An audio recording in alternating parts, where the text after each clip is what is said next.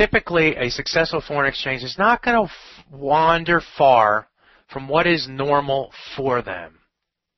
If the market is not behaving correctly, they will even choose not to trade. There is that choice, folks, of not trading, okay?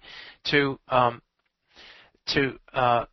want to be forced yourself into an undisciplined trade just because you're trading. So you have to be so boring that or so disciplined in what you do that it becomes boring in what you do. Let's talk about the mindset of a loner, but a crowd follower too.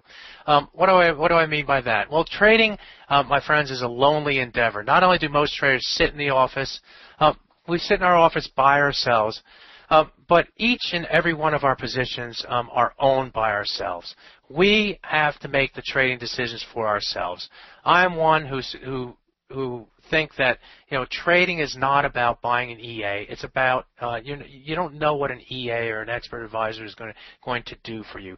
Trading is about understanding that what you need to do, how you need to do it, what your trading style is, where you can define risk and limit risk, and that's what trading is about. So you yourself, as a trader, own your position. You own every one of your positions, whether you buy or sell. You need to conquer the mindset of being a loner. It's tough being a loner, being by yourself, being there, and you're the only one in charge of it. In our lives, most of the time, we rely on other people. We rely on teams. Trading is not about a team. It's about yourself. But you also have to be a crowd follower. What do I mean by crowd following? And for most retail traders, for all retail traders for that point, the important thing to recognize is that you are not in control. You are not in control of pushing the market either to the upside or to the downside.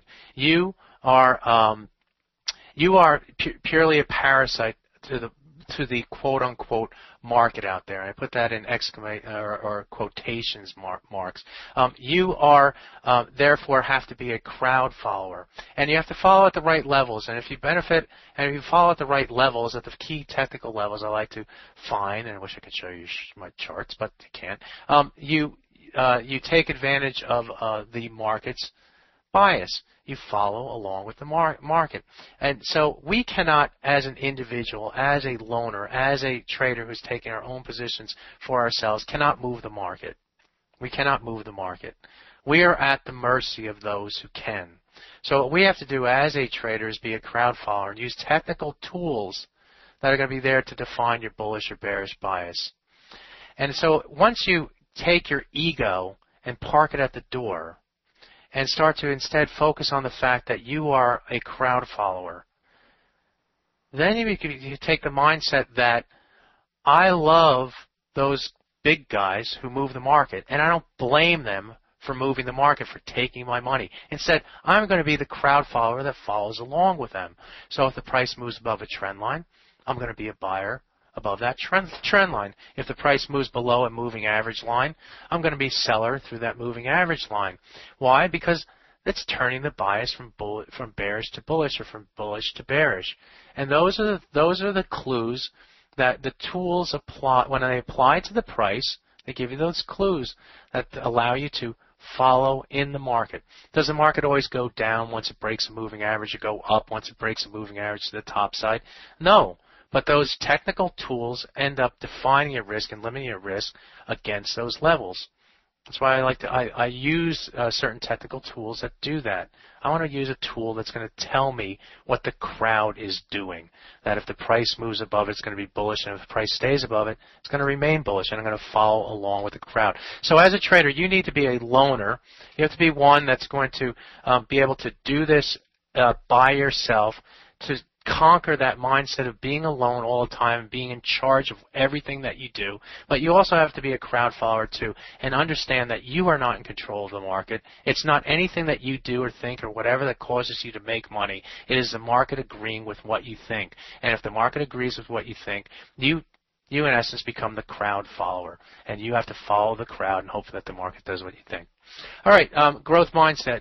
Number 3, you need to be a winner but a loser too. If you don't have a winning mentality, you're never going to win. All right. If you have this mentality that I'm going to lose on every trade, that you cannot, that as soon as you put the trade on that to go long, that you decide you want to go short, or you feel that you're going to be short because you're going to lose on this trade, you're never going to win. You have to have a winning mentality. You have to, and winners should make you feel good. You should have a feeling of accomplishment as well.